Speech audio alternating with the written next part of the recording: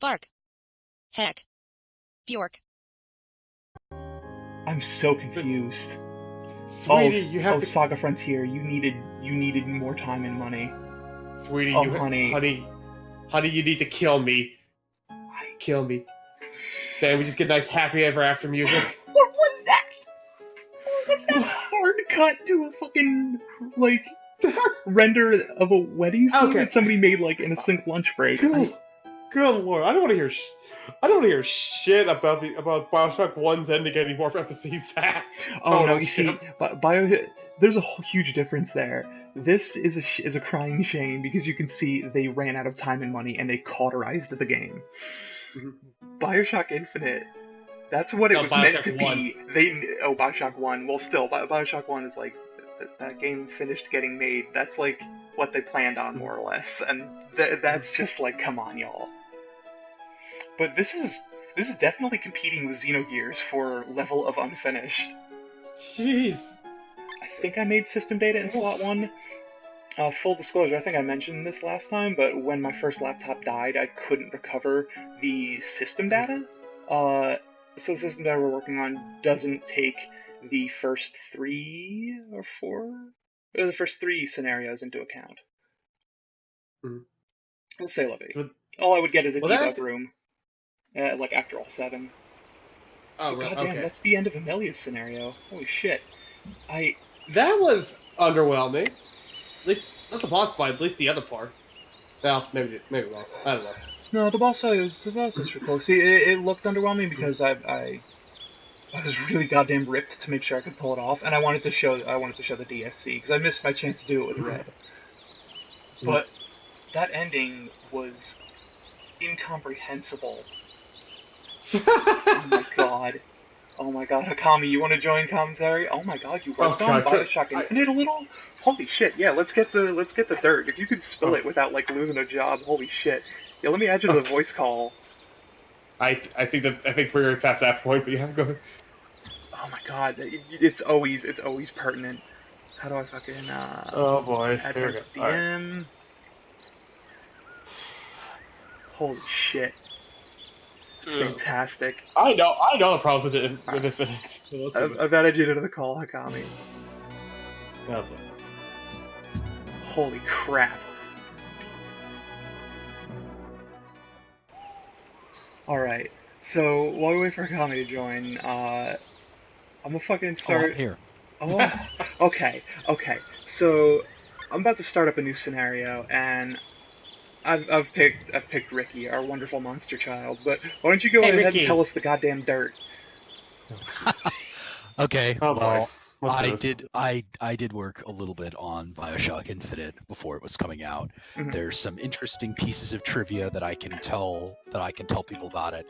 First of all, they were using their own homegrown version of Unreal. It was Unreal 3 with some with a couple modifications and things like that for a long time. How many air quotes on the word modifications? No, there were real modifications. I mean, they did extensions to it and so on and so forth. But sorry to interrupt, but ease up on the mic a little. No, it's sounds okay. Like you breathe in. Yep. Sorry, go on though. Yeah, there you go. So they had some modifications to it, and that was all well and good. But close to the last year or 2 of development, when they really started running out of time, money was never an issue for Irrational with Infinite. I mean, they had a blank check essentially, but time was the issue for them because they had a very specific release window and schedule that they had already blown 2 or 3 times at this point. Back. And oh no, thanks. That doesn't Hakami's here. Yeah, Hakami's here telling us all the dirt about fucking Bioshock Infinite. Yeah, Irrational blew their release window 2 or 3 times. Not as many times as the Bureau did, but almost as many. Yeah. The problem was, at this point, the Bureau was virtually a lost cause by 2K corporate standards. And Infinite was supposed to be the golden child made by bearded Jesus Ken Levine, who was going to fix everything and do amazing things for the Bioshock franchise.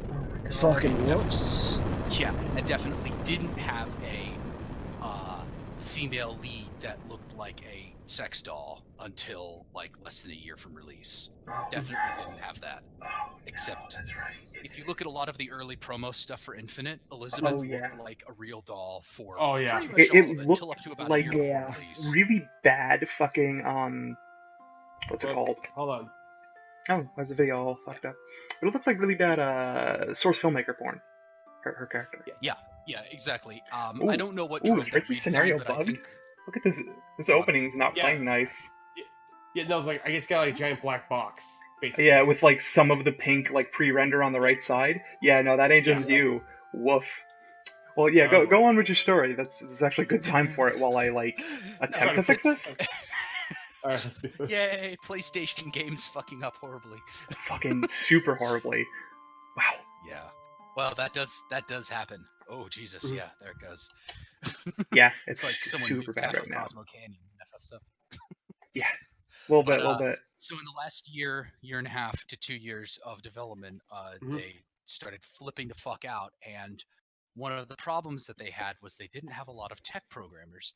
So in a fit of rage or desperation or something, without Ken's permission, really, the technical director, either the technical director or Rod Ferguson, the guy who 2K Corporate brought in to manage the project until release, because clearly no one at Irrational was capable of doing that correctly. I think it was Rod. Basically ordered them to take the Bureau's engine and just throw out everything they had and use that instead. What? Yep. What? They didn't even change the file names on the compilation targets. If you run BioShock Infinite or look at the Steam Depot, the exe for the game is called X Game because it's from XCOM. Oh my god. It's the Bureau's engine. It's the Bureau's engine, and then they spent 6 months pulling out the Enlighten integration that we had that I had helped put in with a ton of other people, and 2 engineers from Geomerics that we had chained to their desks in the office practically for like 6 months. We'd spent almost a year of time with like 4 or 5 programmers, 3 lighting artists, 2 programmers from Geomerics, plus I was dedicated full-time QA on the integration branch. We'd spent about a year trying to get this integration to work, and it was the first actual integration of the full Enlightened subset in an engine in the industry, and it was super cool and all that. They spent 6 months tearing it out and reintegrating Beast. Oh god. Why? Someone decided they just couldn't fucking live without Beast. Which is strange because, I mean, Beast looked beautiful in Mirror's Edge, but as anyone who worked at DICE during Mirror's Edge would be very quick to tell you, it was a massive pain in the dick. Okay. Like, Beast is good as far as a lighting solution goes, but it's a ray tracing solution. So every time you change anything in the level, you need to rebuild the entire ray database, effectively. So you just need to recompile the lighting in the entire level. And if you don't do that every time you move something, then you get weird bullshit going on. And if you look at Infinite and the shipping data on Infinite, there's a lot of lighting errors in Infinite. Because a full lighting build for a level in Infinite took 10 to 12 hours, at least. And you couldn't just build part of the level. You had to build the entire level. And a level might be Columbia Streets might be made, the Columbia Streets sort of hub area might be made up of like, it's one Uber level, sort of. It's split into a couple separate levels, but it's one Uber level, and it has light sources that bleed between them. It's gonna be loot, hopefully. Oh, please work. Yeah. I may have to like make sure I can get Ricky's scenario working correctly off screen. But let's see if this one will work. We might be changing the LP order on the fly here. Sorry, go on though, Hakami. Holy shit, this sounds like an absolute shit show. May the dog of happy floofles be with you. Fuck yeah. For real. Happy fluff dog. I need it. May the plebs be with you. But so a Beast lighting build took 10 to 12 hours on a level because the way it calculated is it just did old school ray tracing, which was really beautiful, but it's super expensive. It takes a long time, and they were doing it on a render, and they were basically doing it on a render farm. So, you know, it was not an ideal solution. The real hilarity part about this is that we were running Enlighten, and it took, 45 minutes to do an Enlighten build of an entire level. Oh my god. Oh my 45 god. minutes. We had that distributed across all the machines in the office. So this was happening on people's normal work computers. We didn't even have a render farm for it. But Oh my god. Enlighten only took 45 minutes to build. This sounds like the best decision I've ever heard. Yeah, it was an incredibly good decision, all things considered. This actually beats that one time all those fucking pro fight game players were like, yo, you play better hungry. Like, don't eat before the fucking tournament. Jesus. Well, Oh, yeah, fun. so that happened to Anarchy. Infinite. Yeah. No, it was even better actually. They God, there was fucking 2K shit. Marin was supposed to do a DLC for Infinite. Mhm. We were supposed to have we were supposed to be doing the release DLC for Infinite, the thing that would be announced right at release or in the first week Mhm. as the first, and it would be it was going to be a whole new narrative side story Oh wow. with actual content centered around a different character. So kind of like doing Minerva's. Yes, very similar to Minerva's Den. Shorter than Minerva's Den, but it was a great. It was a really interesting thing. It had nothing to do with that weird, heavy-handed Vox versus the Overseers type thing. It was all about actual detective work, This voice close is to what useless. Burial at Sea was supposed to become, where you would wake up in a coffin at your own funeral. Huh. And Radical. yeah, and you'd bust out through the top of a coffin at your own funeral in the middle of a wake, basically. And everyone would be like, Oh my god.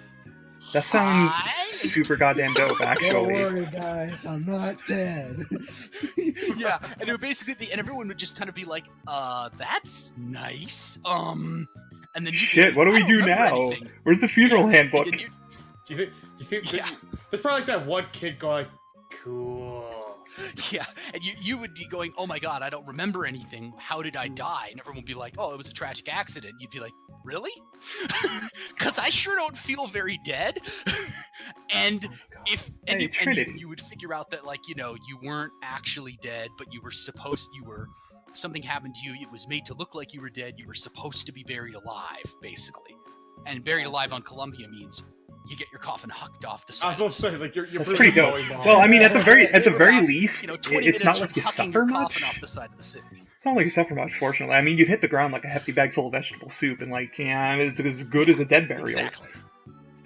Exactly, but the point is that you were supposed to be alive when it happened. Somebody clearly wanted you dead, but you didn't know how. And so we were working on that for a while, and then someone threw a hissy fit. I don't know who it was, actually, but my suspicions, based on his public statements, Oh no. were that Ken Levine threw a hissy fit. And Oh. because he had always borne 2K Marin a grudge, because people liked Bioshock 2 better than Bioshock 1 in a lot of ways. A lot of people said Bioshock 2 was a better game than Bioshock 1. I say that. I'll go on the record saying Bioshock 2 is better than Bioshock 1. I still haven't played really Bioshock pissed 2. off Ken. Oh, that sucks. Ken That is the best really Bioshock didn't game. like that. It's, I mean- it's- got I would around say to it. it's interesting. It's definitely interesting. It's just a very different game than Bioshock 1. Oh, yeah. I mean, if I was Ken Right. Inferior Manlit Levine, I would be probably frustrated by that too. He was incredibly frustrated by that, yeah, because he viewed himself as the, father and god creator of the Bioshock franchise. And so for people to say that a studio That's- that oh my wasn't God. under his control and wasn't under his direction made a better Bioshock game than he did That's was so good. incredibly offensive to Holy him. shit. So he bore 2K Marin quite a substantial grudge, and when he heard that we were working on Manhattan. DLC for it, We're going to fucking Manhattan. God damn it. This Yeah. useless son is going some fucking dog shit places. That's this character's story, by the way. I'm literally someone's useless son, and like my fucking single mother was just like, all right, get out, just fucking get out. I don't know what to do with you. Right, Yorkland. Definitely not New York. Yorkland. Well, no, I'm glad to see they're Yorkland was like the middle of pulling, nowhere, like rural Oh. town that I came from. No, this is literally just called Manhattan. This like fantasy city. Oh, okay. It's literally Well, just you know. named Manhattan. Like, are you serious? Is it all the men I'm wear glad to hats? see they're pulling plot points out of Jason Goes to Manhattan. Oh my god, yes. Oh god, yes. Where's your machete? What an underrated fucking movie. Really? Was it? Yeah. I think Jason in Space was far more underrated, to be honest. Jason agree. in Space was I actually agree. very good. I know. It's a logical progression, and I think there's a lot to be said about the classic slasher movie formula, except on a spaceship. Makes much more sense because people Holy can't shit. run away then. Yeah. People can't run away, and there'll be more of a denial that there's a problem. You, because you they know mean they you can't mean run why away. Alien was really good? Yeah, I was about to Well, say very much the yes. allure of Alien. Yeah, well, Oh, Alien I'm is poor. more Never mind. about Later. Alien is more about what happens to people in crisis, Mhm. and how corporations are not very good at picking people that are good at dealing with crisis. Yeah. If you could move up a corporate hierarchy, chances are that you might not actually be very good with Holy dealing shit. with crisis situations. Lute is the only character to have like a normal goddamn conversation with this burger eating nobody in this fucking restaurant. Everybody else just ignores that person. Lute's an alright dude, it seems. Burger eating nobody is going to be my next username. Fuck yeah. No, that's strong. Mondo.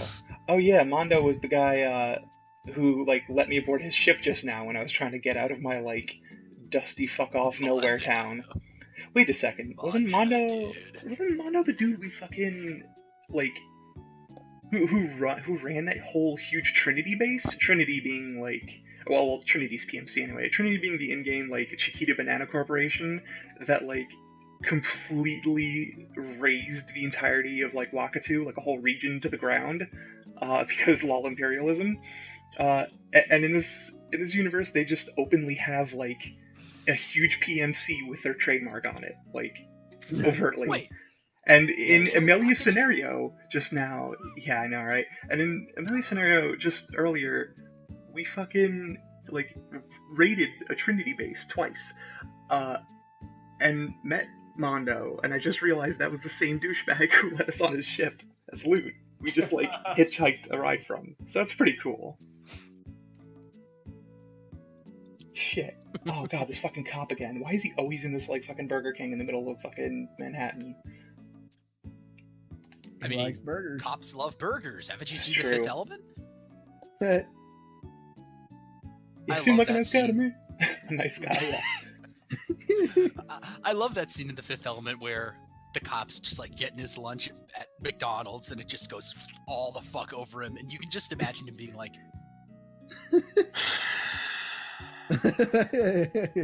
I didn't sign up for this shit.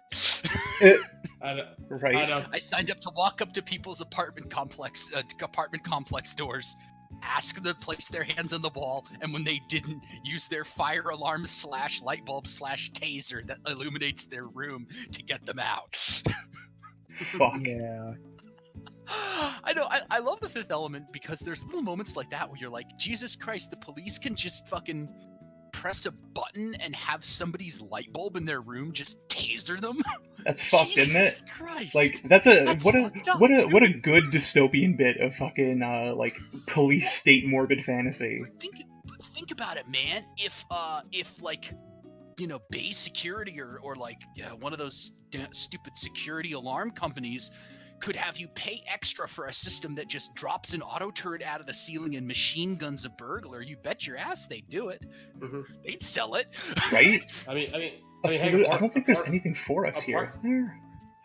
Hell, Airbnb apartment people probably would buy those tasers. Oh my god, yeah. No, landlords would be all over that shit, straight up. Airbnb is like the true face of the dystopian hellscape, Yeah. right there. Oh my god, yeah.